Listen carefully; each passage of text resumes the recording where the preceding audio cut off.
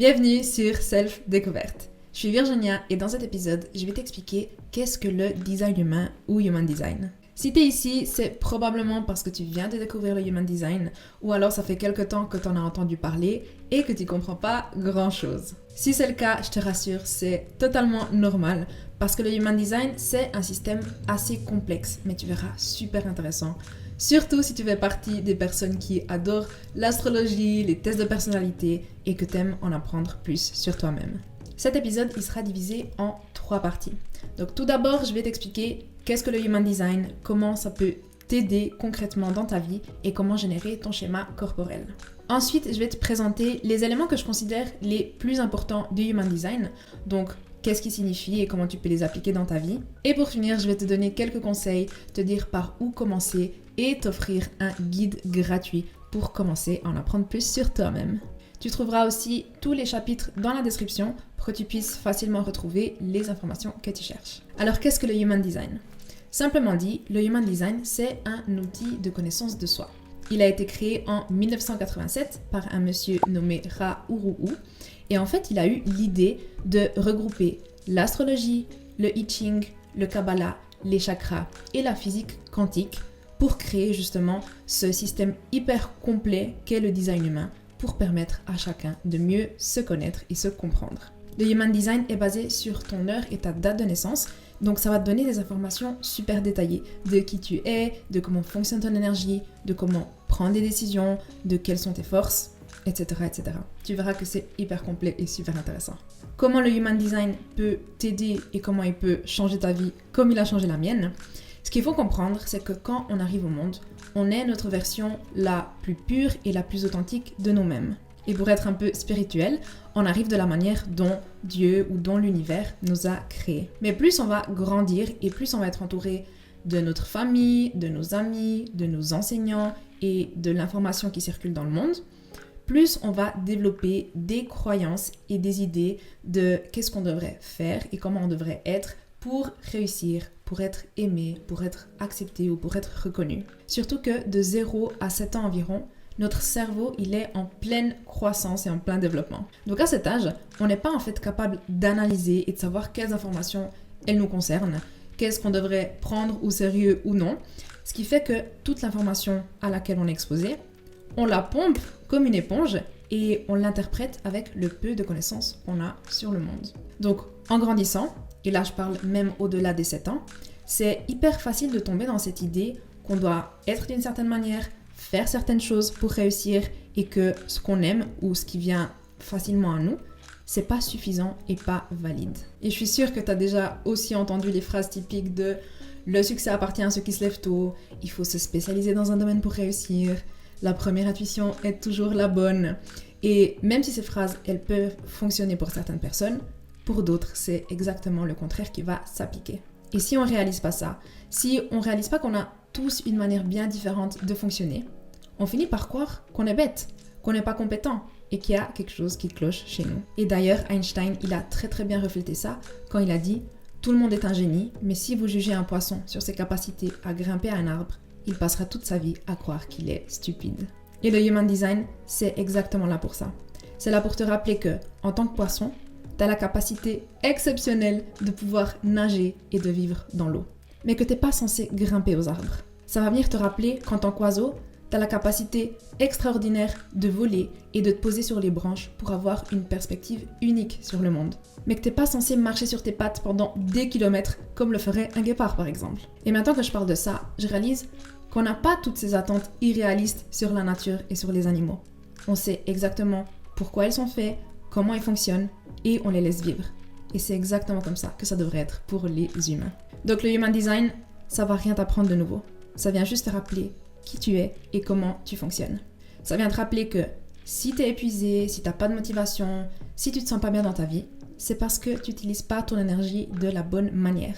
C'est que tu essayes de grimper sur un arbre alors que tu es censé nager ou que tu es censé courir derrière une antilope. Et donc je pense que le Human Design, c'est particulièrement bénéfique pour toi si tu penses que tu dois changer et que tu dois aller à contre-courant de qui tu es pour avoir ce que tu veux. Ça va être bénéfique pour toi si tu penses que tu n'es pas suffisante, que les autres ils sont au-dessus de toi ou que tu n'as pas ce petit truc que tu devrais avoir pour réaliser tes rêves. Et pour passer maintenant à l'aspect pratique, la première chose à faire, c'est générer ton schéma corporel. C'est là que tu vas pouvoir trouver toutes les informations super intéressantes sur toi-même. Pour ça, il va falloir se rendre sur un site internet qui va te permettre de générer ton schéma. Perso, j'aime bien le site myhumandesign.com et je te laisserai le lien dans la description. Et tout ce que tu dois faire, c'est entrer tes données de naissance. La date, le lieu et l'heure. À savoir que l'heure doit être le plus précis possible parce que tes données, elles peuvent changer d'une minute à l'autre. Donc une fois que tu as entré tes données, ton schéma il va apparaître et c'est là que tu vas trouver toutes les caractéristiques de ton énergie et de ton fonctionnement. Et quand tu vas voir ton schéma pour la première fois, ça va se sentir intimidant parce qu'il y a énormément d'informations, de formes, de chiffres, il y a aussi plusieurs couleurs et je ne vais pas entrer maintenant dans les détails de que signifie chaque élément, je le ferai dans de futurs épisodes, mais je vais te présenter les éléments qui sont, je dirais, les plus importants, c'est-à-dire le type d'énergie, la stratégie et l'autorité. Donc le type d'énergie, on va dire que c'est le point d'entrée au Human Design. C'est un peu comme savoir quel est ton signe astrologique. Et le type représente la manière dont fonctionne ton énergie. Donc ça va te permettre de comprendre comment tu fonctionnes, qu'est-ce qui te donne de l'énergie, mais aussi qu'est-ce qui t'en enlève. Il faut savoir qu'il y a 5 types différents. On a les générateurs, les manifesteurs générateurs et les manifesteurs qui sont des types qu'on appelle énergétiques parce qu'ils sont là pour créer de l'énergie. Et ensuite, on a les projecteurs et les réflecteurs qui sont des types non énergétiques parce qu'ils ne sont pas là pour créer de l'énergie mais pour gérer et améliorer l'énergie qui est déjà présente dans le monde. Mais tu verras, ça fera plus de sens une fois que je te présenterai chaque type. Je ne vais pas aller trop dans les détails parce qu'il y aura des épisodes pour chacun des types, mais aussi parce que j'ai créé un guide gratuit de 15 pages pour te présenter chacun des types et je te laisserai le lien dans la description pour que tu puisses aller le télécharger. On va donc commencer par les générateurs. Les générateurs, ils font partie des types les plus communs parce qu'ils représentent environ 35% de la population. Et leur plus grande particularité, c'est qu'ils créent de l'énergie quand ils font des choses qu'ils aiment. Donc quand ils suivent leur passion, les générateurs, ils deviennent ces personnes ultra solaires, heureuses et leur joie, elle est contagieuse, ce qui fait que les gens, ils sont attirés par eux et ils veulent être entourés d'eux. Par contre, quand un générateur, il fait quelque chose qu'il n'aime pas ou qu'il doit se forcer ou quand il met les désirs des autres avant les siens, il perd son énergie, il perd sa joie et sa vivacité. On a ensuite les manifesteurs générateurs qu'on appelle aussi Manigen ou MG pour faire court. Et ce sont en fait des sous-types des générateurs. C'est pour ça que tu entendras peut-être des personnes dire qu'il y a seulement 4 types d'énergie. Mais moi, je parle toujours des MG comme un type à part entière parce qu'ils ont en fait des particularités qui sont bien à eux puisque finalement, ils sont un hybride entre le générateur et le manifesteur. Donc comme les générateurs, les MG, ils représentent environ 35% de la population et ils sont aussi là pour créer de l'énergie en faisant les choses qu'ils aiment. Et la grande particularité des MG qui va les différencier des générateurs, c'est qu'ils sont multi-passionnés. Donc ça va être les personnes qui lisent plusieurs livres à la fois, qui ont 3 carrières et qui vont suivre finalement des chemins peu conventionnels. Mais quand un MG il fait quelque chose qu'il n'aime pas, quand il se force à faire une seule chose à la fois ou qu'il se force à terminer toutes les choses qui commencent, comme les générateurs, il va perdre son énergie, il va perdre sa joie et sa créativité. On a ensuite les manifesteurs qui représentent environ 10% de la population. Comme les générateurs et les MG, c'est des types énergétiques, mais leur particularité, c'est qu'ils vont créer de l'énergie seulement pendant certaines périodes. Donc c'est un type qui va avoir une idée ou une envie soudaine de créer quelque chose, qui va aller faire ce qu'il doit faire, et ensuite il est censé se reposer et prendre du recul jusqu'à ce que la prochaine idée elle arrive. Donc sa contribution dans le monde, c'est d'initier, de créer de nouvelles choses et c'est aussi pour ça qu'on l'appelle le type leader. Mais il doit aussi respecter son rythme, sa vague créative, sinon il va s'épuiser et il va plus avoir accès à ses idées qu'il est censé apporter au monde. On passe ensuite au type non énergétique avec les projecteurs qui représentent environ 22% de la population. Donc contrairement au type énergétique que j'ai expliqué jusqu'à maintenant, qui sont là pour créer de l'énergie et créer de nouvelles choses dans le monde, les projecteurs, ils sont là pour apporter des améliorations aux choses qui existent déjà. Et ça va dans un sens très large. Donc ça peut être améliorer des processus dans une entreprise, améliorer la manière dont les espaces verts ils sont aménagés dans une ville, mais ça peut aussi être améliorer la vie des gens. Donc améliorer leur santé, leur style, leur décoration d'intérieur, etc., etc. Et comme c'est des types non énergétiques, ils ont aussi moins d'énergie à disposition durant leur journée. Ce qui n'est pas mauvais parce qu'ils sont très efficaces. Donc ils ont besoin de moins de temps pour faire la même chose que d'autres types. Et pour les projecteurs, le repos est super important parce que c'est à travers le fait d'être assis ou couchés sur leur canapé à rien faire qu'ils vont développer leur perspective et qu'ils vont développer leurs dons. Et enfin, on a les réflecteurs qui sont aussi des types non énergétiques et qui ont aussi une énergie limitée. Les réflecteurs, c'est les types les plus rares puisqu'ils représentent seulement 1% de la population et c'est pas un hasard parce que leur place se trouve au milieu des communautés. Qu'est-ce que ça veut dire? C'est qu'ils sont là pour ressentir l'énergie des personnes qui les entourent, les magnifier et les projeter pour que le reste du monde puisse en fait se comprendre et voir ce qu'il n'arrive pas à voir par lui-même. C'est pour ça qu'on dit que les réflecteurs, c'est les miroirs de la société. C'est des types qui sont super sensibles au monde externe parce qu'ils peuvent ressentir toutes les énergies qui les entourent et c'est aussi pour ça qu'ils ont besoin d'énormément de repos et de temps à seul.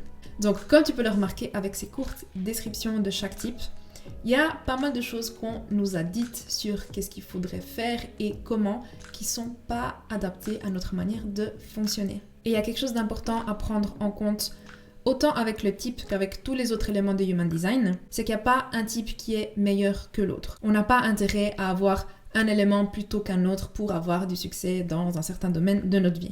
Ce qui compte, c'est de comprendre son fonctionnement et de savoir comment on peut l'utiliser en notre faveur.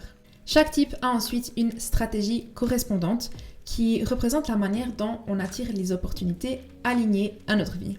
Ce qu'il faut savoir, c'est qu'on a tous une aura. L'aura, c'est l'énergie qui nous entoure, qui est autour de nous. On ne la voit pas, mais les autres la ressentent parce que notre énergie, elle parle avant même qu'on dise quoi que ce soit. C'est pour ça que parfois tu peux être repoussé par des personnes que tu connais même pas, que certaines personnes attirent tous les regards quand elles entrent dans une salle, ou que tu sens que quelque chose ne va pas chez ta meilleure amie, chez ta mère, chez ton partenaire, sans même qu'il t'ait adressé la parole. Il se trouve que chaque type a un style d'aura différent et donc que ta stratégie, donc la manière dont tu vas attirer des opportunités, elle va dépendre de ton type. Alors pour ce qui est des générateurs et des manifesteurs générateurs, ils ont une aura envoûtante, ce qui veut dire qu'ils vont naturellement attirer beaucoup de choses à eux, mais ça ne veut pas dire que toutes ces opportunités et toutes ces personnes, elles sont correctes pour eux. Leur stratégie, c'est de répondre et c'est en fait une forme de filtrer ce qui leur est destiné ou non. Concrètement, tout se passe dans leur corps. Comme ils sont très connectés à leur sacral qui est le centre des désirs et de l'énergie vitale, leur unique job, c'est de remarquer qu'est-ce qui leur donne de l'énergie, qu'est-ce qui les enthousiasme et qu'est-ce qui leur donne envie au moment même où ça leur est présenté devant les yeux. Et ça fonctionne autant pour le plat à choisir dans un restaurant que les offres d'emploi sur lesquelles ils vont tomber. Donc un générateur ou un MG saura qu'une opportunité elle est alignée quand il sentira une réaction dans son corps, que ce soit des papillons dans le ventre, que ce soit une envie de bouger, de danser ou même de crier. Par contre, si il sent rien du tout ou si il se sent même repoussé, c'est le signe que cette opportunité elle est pas ou pas encore faite pour lui. Pour ce qui est des projecteurs, on dit que leur aura est pénétrante. Ce que ça signifie, c'est qu'ils sont capables de voir et de comprendre très clairement ce qui se passe chez les gens. Donc les projecteurs, ils arrivent à voir certaines choses que les autres personnes n'arrivent pas à voir. Mais les autres personnes, elles sont pas toujours prêtes à recevoir et à entendre ces vérités. C'est pour ça que la stratégie des projecteurs, c'est d'être invité. Donc concrètement, c'est pas idéal pour un projecteur d'aller dire aux gens ce qu'ils doivent faire s'ils ne lui ont pas d'abord demandé. Encore une fois, parce que les gens, ils ont pas toujours envie de recevoir des conseils qu'ils n'ont pas demandé, d'où l'importance pour un projecteur de se faire inviter pour éviter qu'ils se sentent rejetés. Donc une invitation, ça peut être direct, donc sous forme de demande de conseil, mais ça peut aussi être indirect. Donc par exemple, si une personne dit à un projecteur à quel point elle admire son point de vue, ses opinions, son goût par rapport à telle ou telle chose. On en vient ensuite aux manifesteurs qui ont une aura sélective. Ce que ça signifie, c'est que quand un manifesteur il vit de manière alignée, il va attirer certaines personnes, certaines opportunités, mais il va aussi naturellement en rejeter d'autres. Et c'est une bonne chose. C'est comme s'ils avaient un filtre qui repousse toutes les choses qui ne leur sont pas alignées pour qu'ils n'aient pas à le faire eux-mêmes. Donc en soi, c'est hyper pratique. Mais pour s'assurer que les bonnes opportunités et les bonnes personnes, elles restent dans leur vie, c'est important qu'ils utilisent leur stratégie d'informer. Concrètement, il s'agit de partager avec les personnes qui les entourent de ce qu'ils font, de leurs décisions, là où ils vont, de leurs intentions, pour que ces personnes, en fait, elles se sentent incluses et pour qu'elles puissent apporter leur soutien. Et enfin, on a le réflecteur qui a une aura dégustatrice, ce qui veut dire qu'ils sont là pour goûter toutes les choses que la vie peut leur offrir. Et le meilleur moyen de savoir quelles sont les opportunités correctes pour eux, c'est de se référer au cycle lunaire. Parce que contrairement à tous les autres types qui sont des êtres solaires, les réflecteurs, ils sont davantage connectés à la lune. Qu'est-ce que ça veut dire? C'est qu'ils vont changer tout au long du cycle lunaire. En fait, ils ont la capacité d'incarner tous les types d'énergie et tous les éléments du Human Design durant ces 28 jours du cycle. Et donc les opportunités qui sont alignées pour eux vont se sentir correctes tout au long du cycle et même après plusieurs cycles lunaires. Et donc avec ça, on a fait le tour des stratégies et le dernier élément que je voulais te présenter, c'est l'autorité. L'autorité, c'est simplement la meilleure manière pour toi de prendre des décisions. Et personnellement, j'aime considérer l'autorité comme l'intuition. Et quand on entend le monde parler d'intuition ou de comment faire pour prendre les bonnes décisions, on entend beaucoup de choses. On entend des phrases du type « la première idée est la bonne »,« la nuit porte conseil »,« écoute tes tripes » ou « suis ton cœur ». Et toutes ces phrases, elles disent des choses complètement différentes. Et je trouve que dans la vraie vie, les décisions qui sont applaudies et reconnues par la société, c'est souvent celles qui sont logiques, qui font du sens sur le papier, sur lesquelles on a réfléchi pendant des heures et celles qui ont le plus de pour que de contre. Et avec ça, c'est difficile de savoir qu'est-ce qu'on est censé faire pour prendre des bonnes décisions dans notre vie. Et là encore, le Human Design vient nous aider parce qu'on a tous une manière différente de prendre des décisions et c'est l'autorité. L'autorité, elle est liée au centre, donc aux formes qu'on voit sur notre schéma corporel et c'est aussi lié à une partie de notre corps. Encore une fois, je ne vais pas entrer trop dans les détails parce qu'il y a 7 autorités et je ferai un épisode sur le sujet. Mais je vais rapidement mentionner les autorités et à quoi elles se réfèrent pour que tu puisses déjà avoir une idée de comment ton intuition elle se révèle à toi. Si tu as une autorité sacrale, tu ressens ton intuition dans tes tripes. Donc les bonnes décisions pour toi sont celles qui te font sentir des papillons dans le ventre, te donnent une montée d'énergie ou provoquent une réaction physique. Donc un geste, un cri, un saut ou une danse de la joie. Si tu as une autorité émotionnelle, tu ressens ton intuition à travers tes émotions.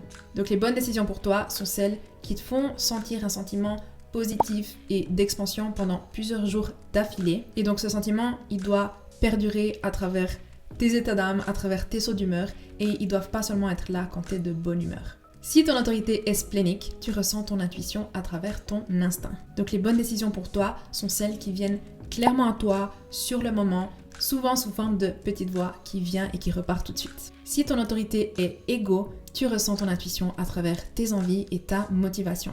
Les bonnes décisions pour toi sont celles qui suivent les choses que tu veux au plus profond de toi, même si elles peuvent te paraître égoïstes. Si ton autorité est autoprojetée, tu ressens ton intuition à travers ta voix. Donc les bonnes décisions pour toi sont celles qui te paraissent claires, cohérentes et qui te donnent envie quand tu les exprimes à voix haute. Si tu as une autorité mentale, qui s'appelle aussi autorité environnementale ou pas d'autorité, tu ressens ton intuition à travers ton esprit logique. Donc les bonnes décisions pour toi sont celles qui font du sens à tes yeux, mais que tu peux pourtant pas expliquer avec des faits. Et si tu as une autorité lunaire, tu ressens ton intuition avec le temps. Donc les bonnes décisions pour toi sont celles qui se révèlent et perdurent après plusieurs jours, plusieurs semaines, voire plusieurs mois quand il s'agit de grandes décisions.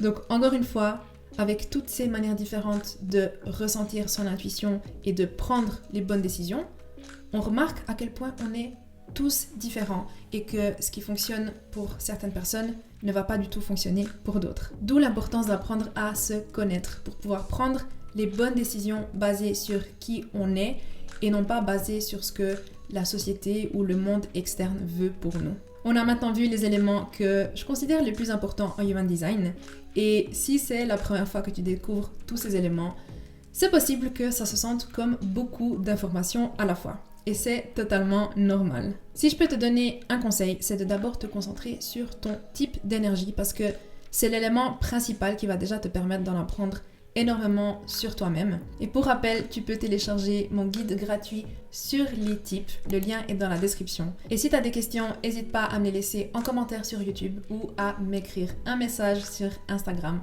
@selfdécouverte. Je te souhaite une belle découverte et je te dis à très bientôt pour un nouvel épisode.